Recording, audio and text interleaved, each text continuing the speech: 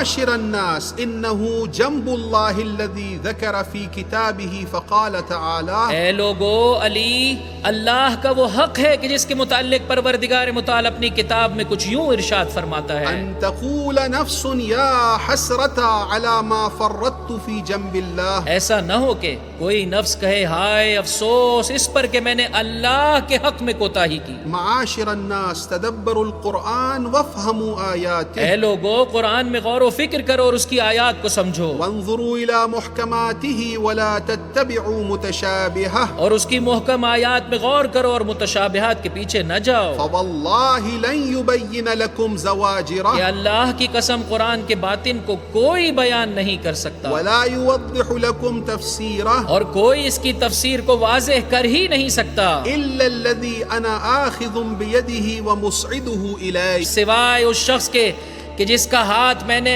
ابھی پکڑا ہوا ہے اور اسے بلند کیا ہوا ہے۔ صلی علی